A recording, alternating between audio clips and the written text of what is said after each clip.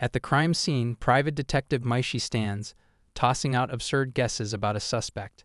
His wild reasoning suspects everyone aged 20 to 50, male and female, essentially all of London's citizens, before declaring the criminal must be among them.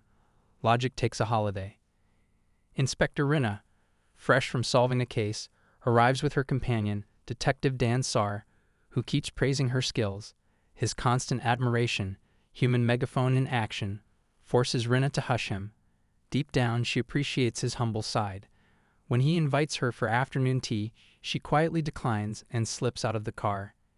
In her heart, she longs for girly moments like afternoon tea, a ritual she cherishes alongside her daily fortune checks. Though admired for her police work, she craves someone who sees her as a woman. Heading to another crime scene, she's stunned when the door opens, revealing a boy seated in a dramatic pose. A strange sensation hits her as she approaches, asking what he's doing, as the area is off limits for outsiders. Fixated, he holds up a box of cat food, insisting the suspect ate it during the crime. Just then, Dan arrives, irritated at seeing Detective Mishi again. He casually greets Dan. Noticing Mishi, Rinna freezes, blushing deeply.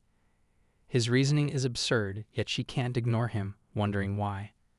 Mishi breaks away from Dan and approaches Rinna to introduce himself as a private detective here to assist. Admitting his inexperience, he hopes she'll treat him fairly. Nervous, Rinna retorts that she can't treat a detective like him any better and warns he might end up as a bother if he's not careful. She storms off, leaving Mishi smiling under his cap. As she walks away, a strange feeling grips her. Why is her face burning? Could it be from talking to Mishi? It shouldn't be, not like the novels and dramas she knows. Dan arrives, noting Mishi's habit of appearing at crime scenes first. Though rarely helpful, his odd luck is the reason he arrived before them. Dan wants to complain, but Rinna, surprising him, suggests ignoring Mishi and letting him do as he pleases. Entering the scene, Rinna resolves not to think about him, her expression blank. She notices him tampering with a dying message, sealing a letter beside the victim as if expecting a reply. Dan rushes in, scolding him for such pointless, disrespectful acts. But Rinna feels something. Mishi's act of writing a letter for the victim seems oddly gentlemanly. She admires it quietly, while Dan mocks Mishi's odd behavior. Steadying herself, Rinna refocuses on the case. Seeing Mishi stomp on the murder weapon, she feels an urge to help rather than stop him. Stepping back, she accidentally lands a reverse kick, sending him toward a drawer. Stumbling, he discovers a hidden murder weapon beneath it. Everyone is shocked. Overjoyed, Mishi asks if they're closer to solving the case. Dan warns him not to touch anything else, but Mishi wanders with newfound responsibility. As Dan discusses this with Rinna, she doesn't respond, prompting concern. She insists she's fine, just feeling hot. Dan notes the cool weather and questions her expression. Touching her face, she claims cramps. Watching Mishi near a cupboard with a keep out sign, Dan warns him not to touch it. It's sealed. Mishi ignores him, opens it, and reveals a suspicious person inside. Everyone is stunned. Mishi points, declaring them the culprit. At Rinna's signal, they arrest the suspect. Actual police work done. Reflecting, Rinna feels relieved Mishi's antics didn't escalate further. He approaches, grabs her hands, and thanks her joyfully, crediting her kick for uncovering the weapon and suspect. Blushing, she tells him to let go. He releases her, apologizing, then asks if she's okay, noticing her beet-red face. Dan steps in, echoing the concern. Unable to hide her blush, Rinna runs off in tears. Dan and Mishi call after her. Dan demands what Mishi did, but he insists he did nothing. This was Rinna's first meeting with Detective Mishi, which changed her life completely. Meanwhile, Dan stops Mishi from going after her and presses him about what he did to her. The next day, Dan is out shopping with Rinna. After buying some things, she thanks him for helping, but he mentions it's his day off. Then he asks what exactly happened to her the previous day. Days off never stay off. Hearing this, Rinna freezes. She starts thinking about the private detective Mishi, how his words and actions left a deep impact on her. She realizes she couldn't leave him alone. Could this really be love? But at that moment, her expression shifts, 3 or 4 times, while lost in thought. Dan begins to suspect she's planning something. Her face becomes a literal PowerPoint slideshow. She feels happy. Even her nickname, Steel-Faced Rinna, doesn't bother her. Deep down she smiles. Hardly anyone treats her as a woman. Just then, they pass a store she has long wanted to visit. She's heard rumors about it and doesn't want to just walk by. But she feels awkward relaxing like this while with her subordinate. Still, maybe this is her chance to show she likes this kind of thing too. Just as she's about to speak, Dan cuts in proudly. He tells her that he knows Rinna is different. He says he's glad that even while standing in front of a cake shop, she looks at sugar with disdain and holds up an apple instead. To him, she's a super cool inspector. Rinna is stunned. As he continues praising her, she can no longer hold back the emotional saturation. Dan asks what she was about to say. She brushes it off. As they turn to leave, Rinna quietly thinks about going home to bake an apple pie instead. But just then, a scream echoes from the cake shop, someone shouting, "Drama always finds dessert." Rinna rushes to the door and is stunned by what she sees. As the door swings open, she finds Mishi standing inside with one of the store managers. The moment he spots Rinna, he calls her name with hope in his voice. Rinna blushes. She wonders what it is he wants. She asks what he's doing there, trying to steady herself. Why is her heart pounding again? The scene feels like a haunted house. When they ask what crime occurred, the manager admits it's not a big case. Embarrassed, he explains the mess started because he tripped on his way in. Rinna laughs. It's funny. A private detective making such a clumsy entrance. The manager goes on to explain that one of his part-timers broke a precious plate, but the girl insists she didn't do it. Suddenly, this turns into a more complicated case, right in front of everyone. Mishi's scolding still hangs in the air when Rinna pulls out her badge. She firmly announces she's from the London Police Department and will handle the case. She tells the staff to place their trust in Mishi. After all, he solved the last murder case. She admits to herself she's not exactly Mishi's friend, but since she's off duty today, she shifts all responsibility onto him. Lost in thought, her eyes drift to him, and the moment she looks at cakes, she's amazed by their cuteness. Mishi notices this and reaches toward her to speak, but Dan steps in suddenly, interrupting him. Mishi is surprised. At that same moment, Rinna tells herself she really needs to clear her head. She thinks she's enjoyed the cake for long enough, it's time to return, but Mishi stops her and thanks her. He tells her that since she gave him responsibility, he'll carry out the investigation to match her expectations. Rinna shyly lowers the brim of her cap.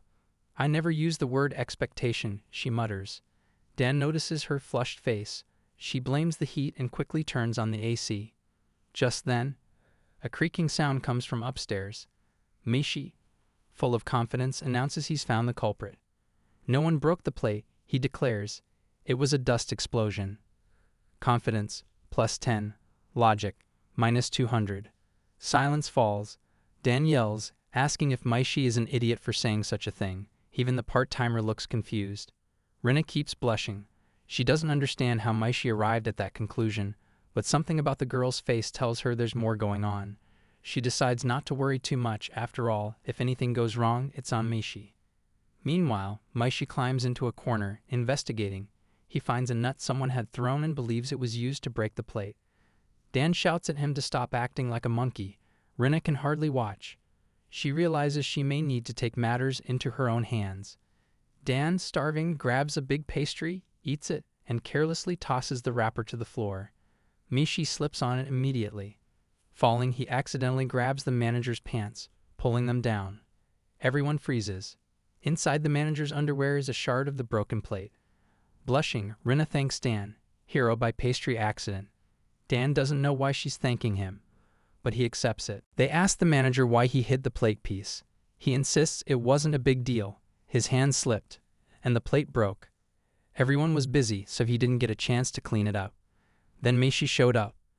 Panicking, the manager stuffed the fragment in the only place no one would look. He suddenly explodes in anger, blaming the part-timer. He swings a fist at her, but Mishi grabs it midair. Looking him in the eye, Mishi asks if he feels no shame. His anger intensifies.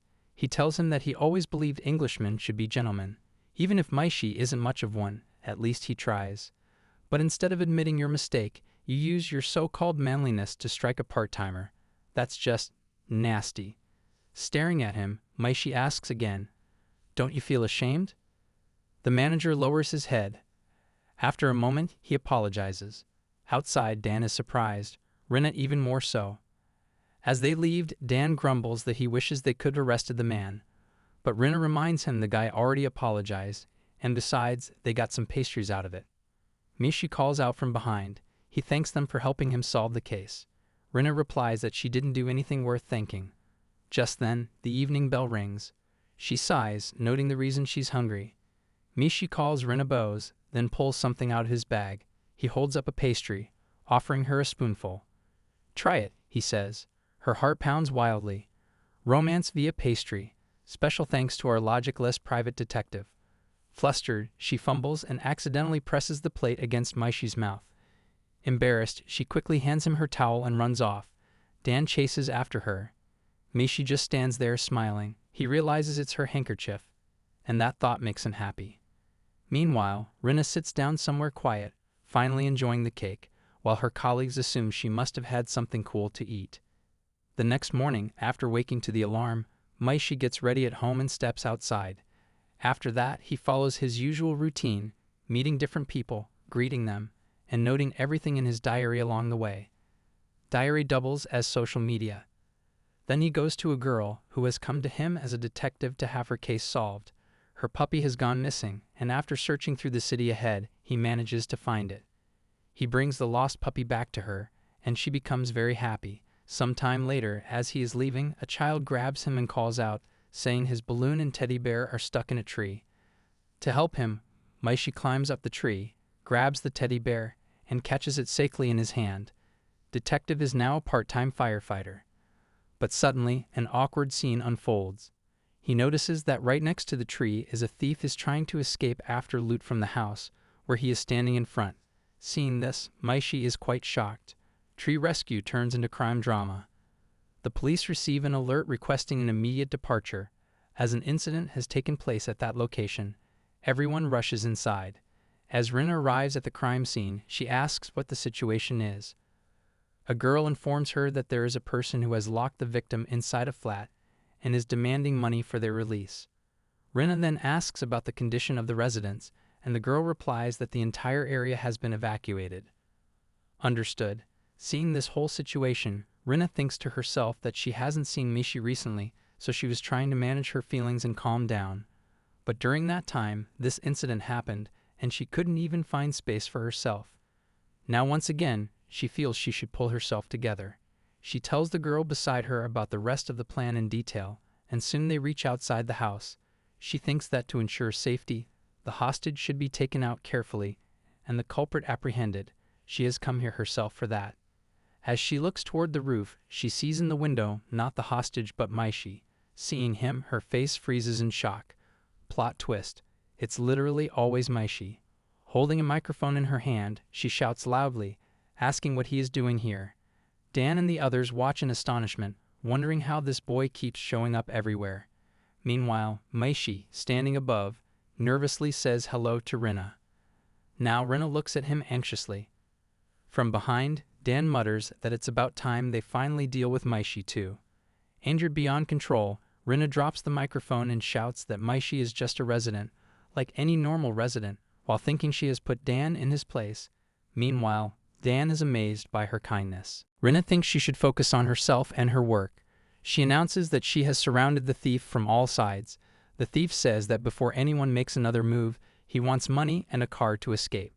Slowly moving toward the building, Rinna believes that Mishi should stay a little quiet there. She knows how dangerous this is, but at the same time, she wonders why she can't stop thinking about him. Just then, the thief announces that no one should come any closer.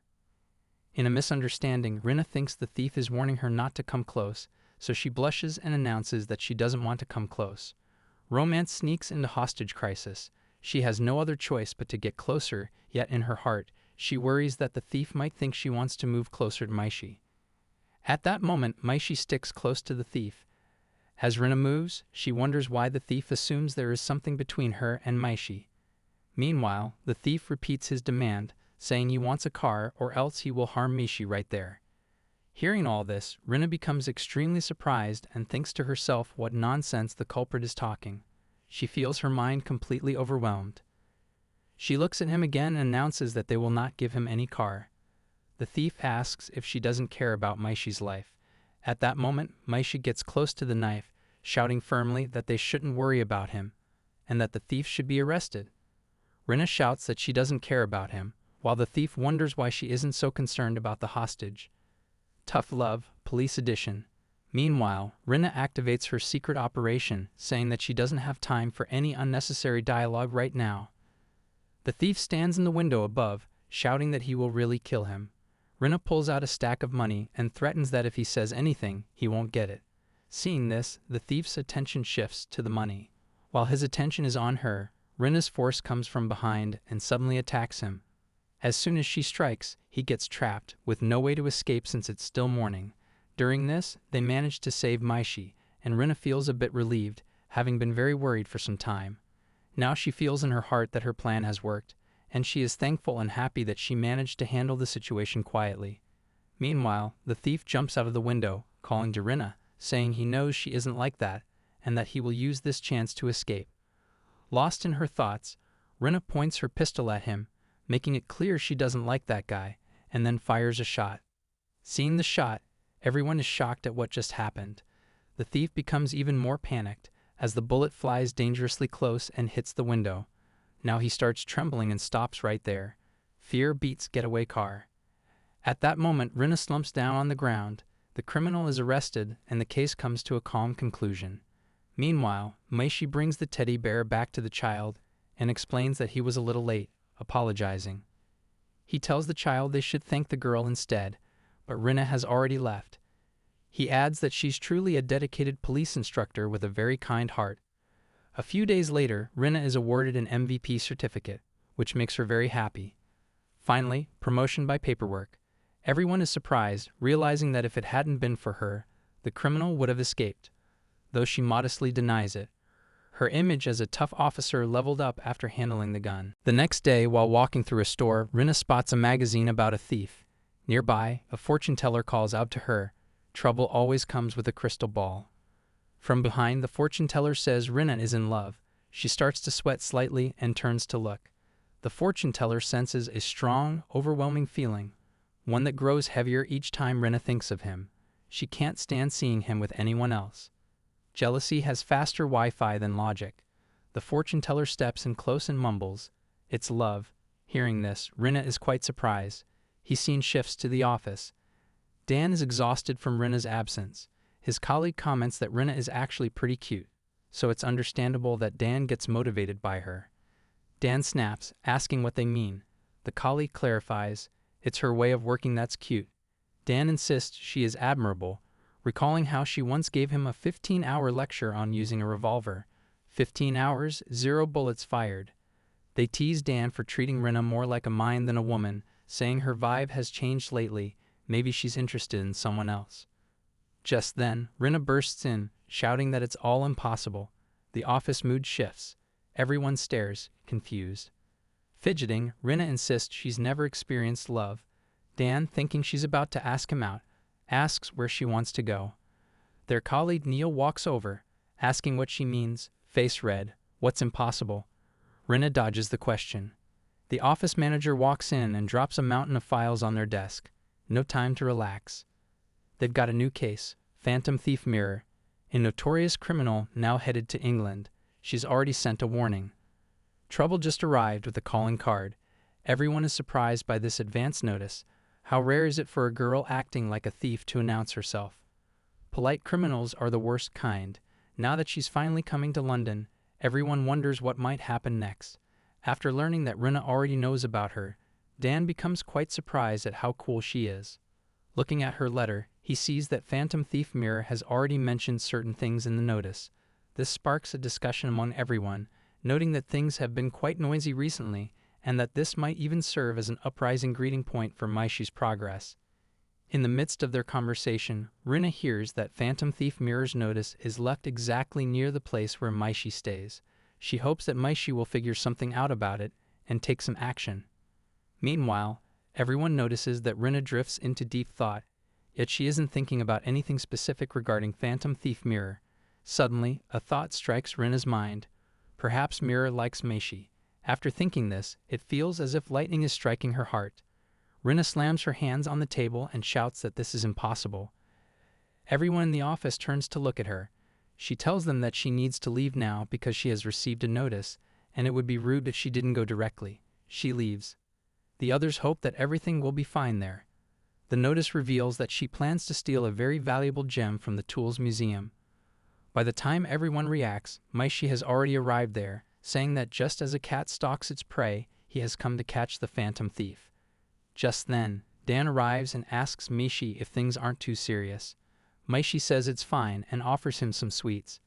Dan insists he should learn from Rinna, who's been watching the letter closely. Meanwhile, Mishi calls Rinna over, offers her sweets, and asks her to leave the phantom thief mirror matter to him. Strategy powered by sugar. At that moment, Rinna raises her voice, insisting that he should listen to her and asking if he's been acting a bit too high-handed recently. Mishi, slightly taken aback, murmurs about what he has done. The rest of the office colleagues are amused to see Rinna getting angry at the private detective. The security director explains that to ensure proper protection, they've maintained excellent security because the gem is one of a kind and reflects various colors. To safeguard it, they've installed infrared sensors, bulletproof glass cases, and wide-range sensors. Dan is impressed by how sharp the security director is. Mishi is focused on something else entirely. Suddenly, he stumbles and falls on the sensors. Dan looks at him and remarks that Mishi is doing his job perfectly. Rinna thinks about how he's living his life dangerously. She got frustrated and snapped at him. Hesitantly, she steps forward and asks if he is okay. He raises his hands for help and thanks her. But as he grabs her hand, Rinna's gets lifted off the ground, hanging from a rope, stunning everyone nearby. Dan asks the security director if this is countermeasure of the nearby security system. The director replies they have nothing like that. Puzzled, they notice a shadowy face above. It's Phantom Thief Mirror, who has come to carry out a theft. She shares her plan with poetic melancholy, then strikes a pose. Everyone watches, unsure what just happened. They comment it was slippery, but Phantom Thief Mirror says it's all part of her perfect plan and questions their doubts. Mishi calls out, asking if she knows she can't climb that wall from there. She replies it's just an excuse for tonight. As they talk, they see Rinna on the ground, having let go of the rope. The inspector recognizes Rinna as the same girl from the fortune-telling place. She points her out, saying this is how she passes on information. Phantom Thief Mirror panics slightly, glad she was noticed, but says she has urgent matters. She points at Rinna, saying she knows Rinna is a young maiden in love. Rinna freezes, then shouts, asking why she's saying such things now, worst timing for a love announcement. Phantom Thief Mirror adds she knows the person Rinna loves is present here. Rinna inwardly hopes she's mistaken, thinking of Mishi. Phantom Thief points at herself, claiming she is the one. Rinna is astonished. Phantom Thief explains she noticed Rinna staring at her picture in the newspaper and knows Rinna is hiding her feelings. She says love isn't something to hide. It's natural. She boasts the whole world loves the Phantom Thief, and even Moonlight is jealous. Dan thinks Phantom Thief Mirror is talking nonsense. She then says she's about to debut her act and wants to perform flawlessly on this beautifully staged London setup. She even mentions the detective in the process. She says that she happily accepts the challenge, leaving everyone astonished at how she got hold of it. She explains that what she held in her hand was already received, but when they open it, it's an empty fake €1 gem. At that moment, Mishi reveals that he has the real gem. Finally, a plot twist with pockets. Seeing the gem in Mishi's hands astonishes everyone, even Phantom Thief. He explains that while she was talking, he swapped the original with a fake, dodging security in the process. Hearing this, Phantom Thief calls him a worthy opponent, and Mishi feels honored. Suddenly, she throws a hook, grabbing Mishi's jacket and pulling him close, intending to take both him and the gem with her. Dan, standing nearby, says she can take the boy but must return the gem. Mishi stands his ground, refusing, but just then, something happens. Rinna cocks her pistol and fires, telling her to let the man go. Everyone stares at her in astonishment. Phantom Thief says that she knows Rinna is in love with her, but she shouldn't be doing this. Startled by her threat, Phantom Thief lets go of Mishi. Everyone knows they won't let her escape this time, yet she flees, saying she'll meet them next time. Everyone thinks she's quite crazy, while the museum staff thanks Mishi profusely. Meanwhile, Dan thinks that Mishi has once again taken the credit and wonders if he should leave this crazy thief to the crazy detective. Rinna calls Dan over and whispers that when he gets jealous, there's a tight feeling in his chest. He admits that it's true and adds that it doesn't feel good. After hearing this, Rinna suddenly lifts a vase and dumps water on her head. Dan is quite astonished that Rinna has genuinely become so jealous over her stolen achievement. She then announces she's heading back to the station. From behind, Dan calls out, telling her she should wear something. Just then, Mishi steps forward, takes off his coat, and drapes it over Rinna, telling her that she might feel cold and should take care of herself. Romance always comes with dry cleaning. He adds that if she isn't around, how will he manage working alone? Just then, Dan approaches, angrily saying his cot must have been dirty. He replies it was washed properly, but when the rest of the staff brings towels and other supplies, they see that Rinna has disappeared. She is sitting in a corner by a pillar, murmuring to herself that all of this is impossible. And now the corner therapy is in session. Meanwhile, she sits quietly, thinking that none of this should be happening, feeling quite overwhelmed. At the same time, Mishi, because of his actions, manages to occupy the rest of the office staff. It seems there won't be an opening tomorrow. Mishi wakes up early in the morning, follows his usual routine, and gets ready. As he finishes, his eyes fall on Rinna's handkerchief. He stares at it for a moment. A thought strikes him. He should finally tell Rinna about this. He stares like it's a final exam question he forgot to study for. Meanwhile, on the other side, Rinna follows a map sketched out as clumsily as a kindergarten kid would draw on paper. With it, she makes her way to his house, thinking how the moment she took his coat was rather pathetic. Maybe she owes him a small apology for it. As she stands outside the door, a woman's voice suddenly calls from behind, asking if he is Mishi from the detective agency. Rinna quickly replies no. Just then, Mishi opens the door and is startled to see her standing there. At that moment, the woman walks up to them and says she has a request to make from Mishi. Bad timing enters the chat. Mishi wonders whom he should talk to first, but before he can decide, Rinna herself says she can wait outside. After that, she steps away and sits on the outer bench of his house, thinking that maybe she should just leave the coat there and head back home. Meanwhile, Rinna listens from outside as the woman inside explains her problem. She says her son has been overly clingy with his girlfriend. Rinna covers her ears, but then she suddenly reveals that her son has been missing since morning. She even reported it to the police, yet an officer named Dan told her that since her son is now an adult, she shouldn't worry, he would return home by evening. Hearing all this, she turns to Mishi, desperately seeking his help. Rinna grows tense and angry as the woman complains that the police are wasting her tax money and already failing. Mishi calmly tells her to hand the case to him. He says it like he's accepting a pizza delivery order. Just then, Rinna steps inside. When Mishi calls her Inspector Rinna, the woman stares in surprise. As she enters, Rinna introduces herself, stating her name and that she is from the London department. She apologizes for her subordinate's behavior and says she will handle the case herself. Mishi tries to intervene, but her vibe is too scary. Rinna asks him if he has any problem with it. He replies that there is no issue, but he explains that he will have to sneak in together with her. When she asks how, he says that since the missing boy and girl were also a couple, they too will have to pose as a couple.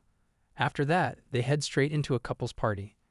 After that, she goes undercover and changes her dress, but it feels strange to her, as if it doesn't fit at all, making her want to just go home. At that moment, Mishi casually calls her by her name. Standing there in a fine suit, he apologizes for dragging her into this and tells her they should head inside the hall. He looks like he just stepped out of a magazine Rinna never subscribed to. Rinna, however, panics even more. How could he call her directly by name like that? He calls her again, telling her the dress suits her perfectly. She goes silent after hearing this. Mishi once again calls her name. Blushing, she thanks him while averting her eyes. Mishi then steps a little closer and suggests they leave quickly. After that, the two of them head toward the party. As they move through the party, Mishi fails to spot the woman's son anywhere. Rinna quickly recognizes him. Mishi praises her, calling her Inspector Rinna, but she firmly tells him not to address her as Inspector here. Just then, an announcement is made. The party organizer declares that the long-awaited scene is about to begin. As the crowd gathers around, the game is set to start. The organizer announces the first game, What's Yours is Mine, where boyfriends must guess which part of their girlfriend they like most. Embarrassed, Rinna wants to leave. Mishi reminds her their target is right there. Suddenly, the organizer notices Rinna and Mishi. A spotlight falls on them. Mishi quickly announces that they can do it. Confidence, borrowed. Panic, permanent. Rinna, caught off guard, grows even more panicked, insisting he shouldn't force her into this since she doesn't have such good qualities. But Mishi grabs her hand and asks why she would say that. He knows many good things about her. Realizing this, Rinna blushes and looks at him. Mishi begins listing the qualities he admires in her. Just then, the organizers make a new announcement. They announce that now the couple must draw a paper from the love machine and follow whatever instructions are written inside. Mishi does so, and upon reading the paper, looks a bit more surprised. When Rinna asks what it says, he explains, make a hole-in-one with your boyfriend. Feed him a cake filled with love. Rinna truly wants to go home, unwilling to go through with this. Mishi somehow convinces her that since their target is still inside, they must play along for a bit. Reluctantly agreeing, she quickly picks up a fork, places a piece of cake on it, and brings it close to Mishi's mouth. But just then, the spotlight flashes like a sudden bullet. In her embarrassment, she can't bring herself to face him. So Rinna, without even looking, keeps bringing pieces of cake toward him one after another. Mishi tries hard, but he just can't manage to eat it, leaving the crowd staring at them in surprise. When Rinna asks if he ate the cake, Mishi answers yes, but the floor did. The floor just enjoys a 5-star dinner for free. Right after that, the event takes a short break, giving them a little time to work. Rinna notices something. In an instant, she grabs him by the collar and drags him outside, saying they need to hide. That's because Dan and Neil have just arrived, drawn here by overhearing talk from the office. At the same time, another office colleague is also present at the scene. He mentions that today his favorite game is being released, and he had prepared a lot for it. But they also received an advance notice from Phantom Thief Mirror, warning that she would haunt this place. Still, he doesn't know what that really means. Outside the party, Rinna apologizes to Mishi for driving him so roughly. Mishi tells her there's no need, it's fine. Mishi asks her if it feels peaceful outside. Rinna agrees, but then he stops her, saying he wants to tell her something. He admits that his world has become much brighter ever since Rinna came into his life. Hearing this, Rinna looks at him in surprise. He says he wants to convey his feelings, though it might bother Rinna. As he moves closer to say something, he suddenly stops and goes silent. Because suddenly, a scream echoes from inside the hall. There's no one else there, but Phantom Thief Mirror appears, arriving at tonight's party with a new mission. She announces that her mission is eat and dash, something she had already given a warning about. Truly the superhero no buffet ever wanted. The crowd grows restless as Phantom Thief Mirror explains that no one normally crashes parties just to eat and run, which is why she came. She devours the entire feast and then bolts from the scene. Mishi thinks to himself that she came like a breeze and vanished just as quickly. Now they can deal with her safely. He notices there's no response from Rinna, so he calls her name. She tells him that he's right, but remains very quiet. After that, she leaves the scene and returns to her changing room. While changing, Rinna keeps wondering what Mishi was about to tell her, what feelings he was about to share. But she comforts herself, insisting she shouldn't care about it. After all, she is a police officer, and Mishi is just a detective, nothing more. With that thought, she steps out of the changing room. As she comes out, Mishi is waiting for her. She apologizes for taking so long to change. Mishi thanks her for today. Just then, Rinna holds out a bag to him and tells him to take it. She explains that it's his coat, the one she had washed for him, and blushes as she says it. Mishi bothered herself just to return it. She quickly answers she did the obvious. When she asks if that's all for today, Mishi replies yes. After that, she walks away. Just then, he steps toward her and tells her to wait. He has something to give her. As soon as she turns around, the two of them bump into each other. The scene turns a little awkward. They fall onto a sofa set. Seeing this, both of them start blushing, as the scene has obviously turned into something extremely embarrassing for them. He suddenly apologizes and tries to get up. Rinna grabs his hand and asks him to complete what he was about to say on the veranda. This moment stays with Rinna, filling her heart with deep regret. But she knows that if she asks him the reason behind all this, he might discover what she has been truly feeling in her heart. and why she feels this way. At that moment, Mishi answers that if he tells her, it will be far too embarrassing for him. He trembles slightly as he says it. Gathering his courage, he admits that it's about Rinna. Blushing a little as he tries to speak further, she immediately understands what he is about to say. As he begins to speak, Rinna quickly places both hands over his mouth, softly pleading with him not to say anything like that. Her face burns red with blush. Mishi, just as flustered, lowers his gaze in shy silence. She quickly gets up and rushes away from the scene. The next day at the office, when Rinna sees Dan, she tells him to come over because she has something to say. She then spends the next 3 hours scolding him. 3 hours, roughly the same runtime as a bad movie, but with better plot twists. The scene transitions to a pub. Mishi arranges the seating and thinks it's time to open up. Still, he worries that he never got the chance to tell Rinna how he feels and fears she might hate him.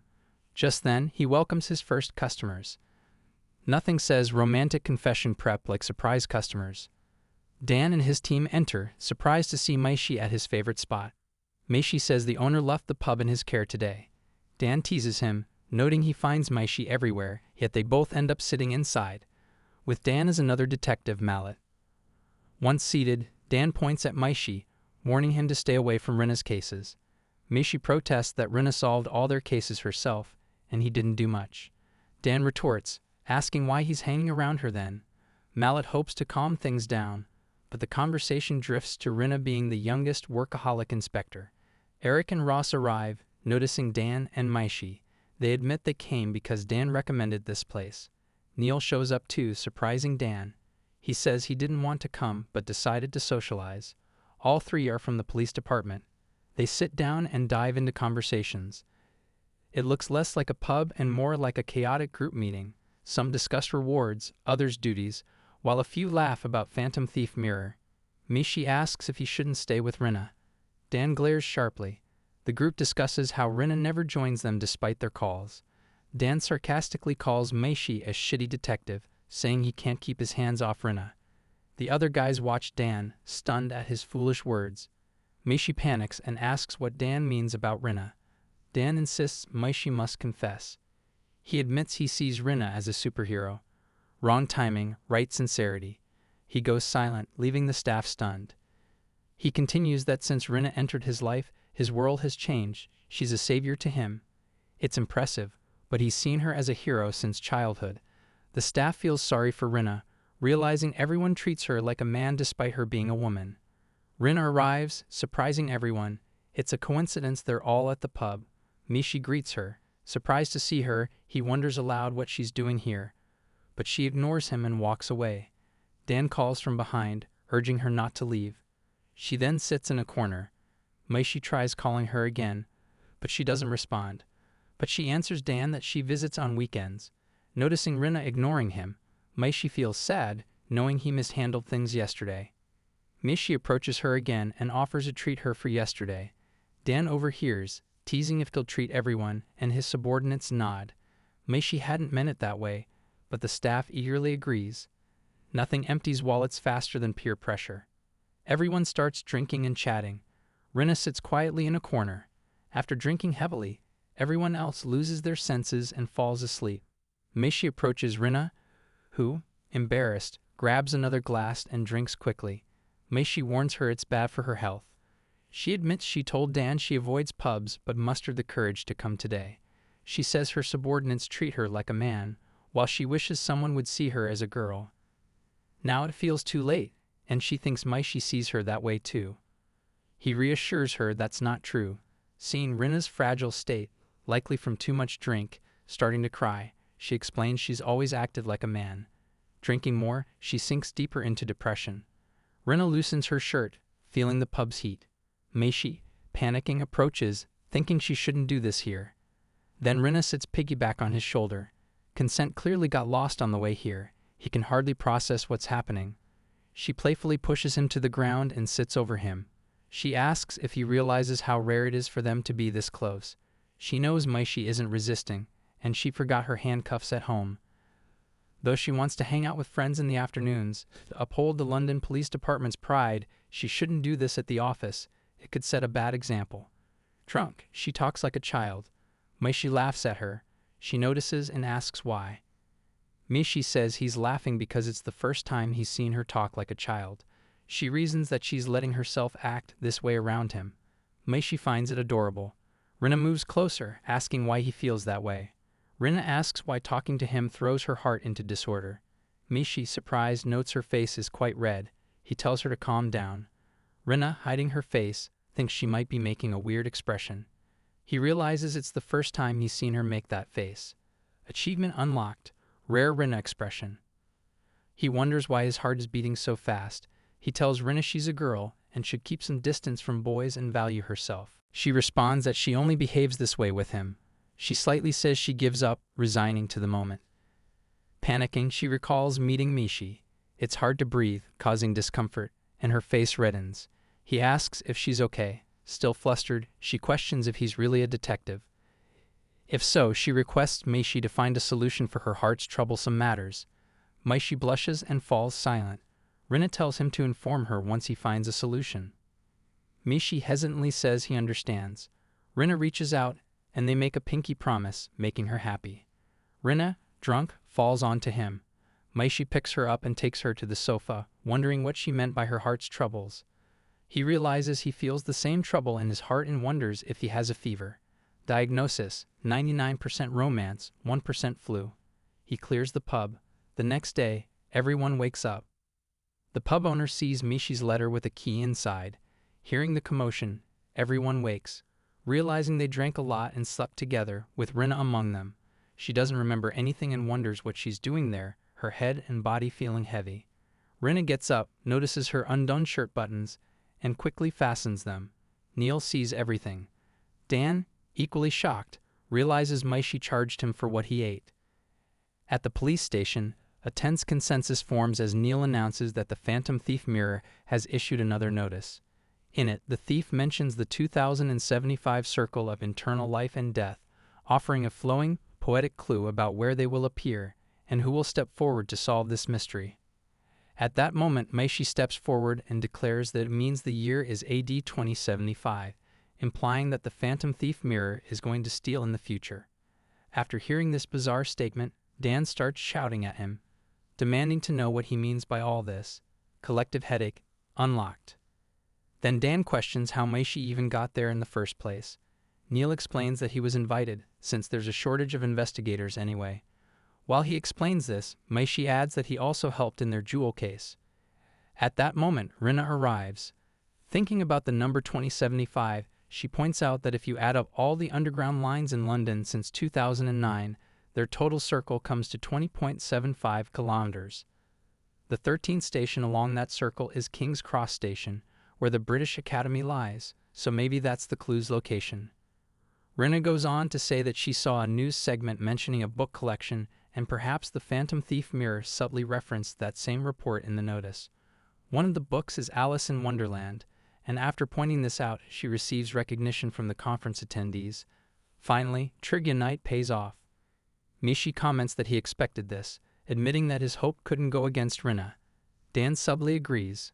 Meanwhile, Rinna hands over all her findings to Mishi, since referencing the 2075 clue led her to this discovery. Mishi gratefully thanks her. Rinna, embarrassed, hides her face and thanks him in return. Neil then addresses the group, urging everyone to get ready and prepare to leave. Group project vibes, maximum chaos pending. On the way, Neil thinks about Rinna. He remembers that when she got up in the pub, she was straightening her clothes as if she had just worn them. This makes him wonder what could have happened while they were asleep. His first suspicion falls on Mishi, as he feels there might be a relationship developing between Mishi and Rinna. The thought troubles him deeply. If she falls in love, he might lose his place at the office. Still, he can't bring himself to ask her about it directly. But he knows that she will eventually find out and reveal the truth. By the time they reach the library, Rinna feels extremely tense, and Mishi's presence makes her feel almost dizzy. Meanwhile, Mishi remembers Rinna's previous request at the pub and approaches her. He asks if she can tell him more about herself, wanting to get to know her better. Rinna becomes very flustered and starts to blushing, her new full-time job. Mishi then asks what kind of books she usually reads. She replies that she enjoys picture books or mystery novels. As this happens, He steps a little closer and begins taking a book from the nearby shelf, perhaps even finding the one he was searching for. He hasn't quite reached her yet, but Rinna, embarrassed, asks if he really can't control himself. He quickly apologizes, explaining that he was just focused on the book. Rinna hides her face in response. Neil watches all of this unfold, sensing that something is suspicious. He wonders if Mishi has no idea about personal space. Third wheel level, professional. Suddenly, he hears a voice from behind. As he turns, he sees a female police officer holding the same Alice in Wonderland book. Neil is stunned, wondering what she is doing here. She reveals her identity, and Neil realizes that she is none other than the Phantom Thief Mirror. She theatrically presents herself in her poetic style. At that moment, she feels a sudden pain, and is shocked. The fire comes from Rinna. Luckily, they are rubber bullets, so the Phantom Thief Mirror isn't seriously harmed. Rinna scolds her not to do such things. From above, smoke grenades begin falling. Soon, smoke fills the area and sirens start blaring. People are astonished by the noise, and someone explains that it's the fire alarm, special alarms in the library that value books more than humans and keep the environment safe. Priorities: literature first, lungs second. Amidst the chaos, the Phantom Thief Mirror retreats. She heads to the rooftop and sits down on a ledge, looking at the book with delight. She feels proud of herself and satisfied with her success. At that moment, Neil calls out to her from behind. The Phantom Thief Mirror is startled, wondering where he came from. Neil reveals that he knows her plan, because Inspector Rinna had asked him to handle it. He rushes forward, attempting to arrest her. He believes that once he catches her, he can ease his own tension. But the Phantom Thief Mirror grabs his hand and says she has a secret of his to reveal. Hearing this, he is taken aback. Even so, he still manages to restrain her. Mirror looks frustrated but questions why he's doing this. Neil responds that it doesn't matter if she reveals the secret to someone after being arrested. The Phantom Thief Mirror says the secret belongs to someone else and calls Neil a miserable idiot. She tells him that some time ago she noticed him glancing around patiently, not at anyone else, but at Rinna. Subtlety has left the building. Now she knows he holds a secret about Rinna. If he wants, he can choose to tell her. He begins to wonder what Rinna's secret could be, whether she's secretly involved with Detective Mishi. Meanwhile, the Phantom Thief Mirror teases that she's eager to reveal the secret, but it will change his world completely. In her heart, she believes her plan is working. But in her mind, she realizes she has no idea what the secret actually is, or what he might say. She then claims she can't reveal Inspector Rinna's secret so easily. She sets a condition. If Neil doesn't catch her, she will tell him the secret. She urges him to think twice. Neil hesitates. If he captures her now, Rinna's secret may slip from his hands. He decides to give her one more chance. He asks her to go ahead and reveal the secret. The Phantom Thief Mirror steps forward, ready to speak. But before revealing anything, she jumps away, declaring that he thought she'd tell everything at once. She promises to reveal it little by little, and then disappears. Moments later, Rinna arrives at the scene. She asks where the thief went. Neil replies that she somehow managed to escape.